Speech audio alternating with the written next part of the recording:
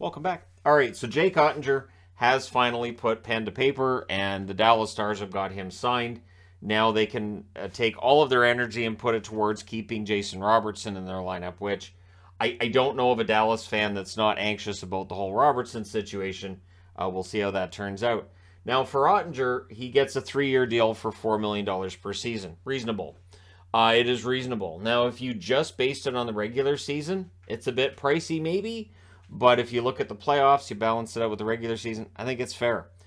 So he was a number 26 pick in 2017. First round picks being goaltenders. In this case, it works out.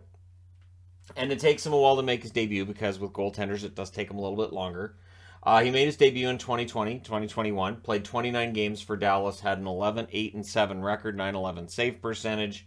Should have had more wins, but Dallas that year, not good in overtime, not good in shootouts, didn't bail their goaltenders out very well. They're a team that don't score enough goals, so Oettinger really kind of has to be on his game all the time. This past season was an odd one. He starts out in the minors, right? Starts out in the minors because they brought in Braden Holtby, which kind of looks confusing when you look back on it now.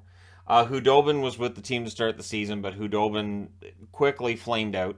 Ben Bishop tries a comeback. That doesn't work. So Bishop is retired. Hudobin likely headed for Texas again this year, the final year of his contract. And so it's going to be Oettinger and Wedgwood as the goaltenders. Now, when Oettinger finally comes up and plays for Dallas, plays 48 games, which is impressive considering he also played 10 games in the American League. 30 wins, which was 12th in the NHL to go with 15 losses and 1 overtime or shootout loss. 914 in the save percentage department, which is tied for 26th in the league with Casey DeSmith, Jack Campbell, and Jeremy Swayman.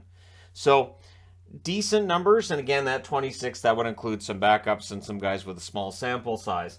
But average goaltending. I thought Oettinger had a good, not spectacular, but good regular season. Now, the 2022 playoffs amped it up, right? 3-4 record in those playoffs, a save percentage of 954. Absolutely ridiculous numbers for Oettinger in the playoffs. The league average for save percentage in the regular season was 907. Should have thrown that in earlier. I'll mention it now. So again, his numbers during the regular season were above average. When you look at the league overall, and in the playoffs, he was absolutely nothing short of remarkable, spectacular. Now Wedgwood, just for pointing this out, also had a 913 save percentage after joining Dallas.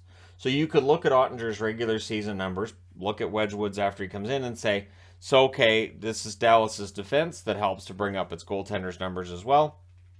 There's some truth to that, right? Holtby had a bit of a bounce back year for Dallas as well. Of course, he's not playing this year. Hopefully, Holtby's ready to go next year. But when you look at the quality starts number as well, and this is games where you have a save percentage above 900, and quality starts, Oettinger was 36th in the league at 58.7%. And again, that's including some guys with smaller sample sizes. But it showed that, he was good.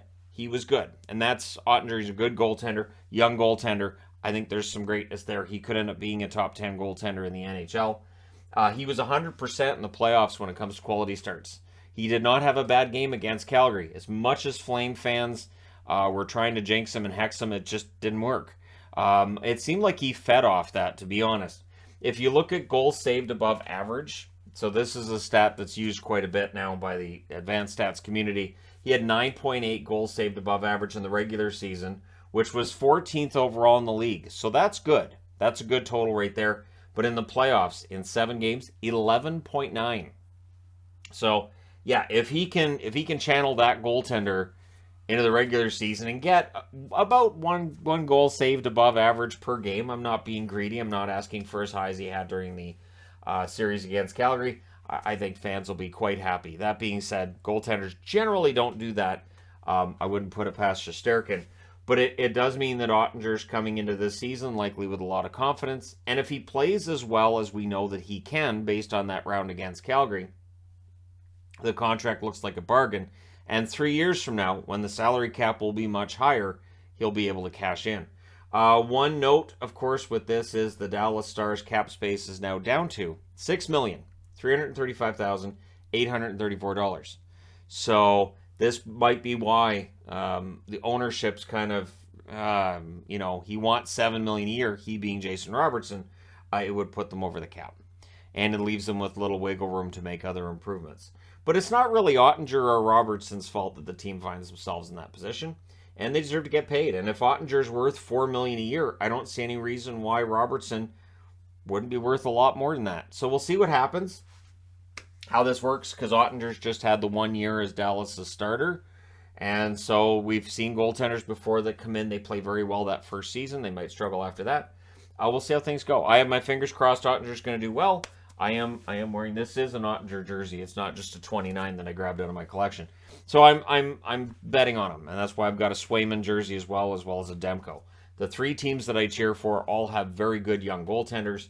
It's an exciting time for me in terms of watching goaltending, and hopefully Jake Oettinger proves my faith in him to be correct, as he did against the Calgary Flames in the first round.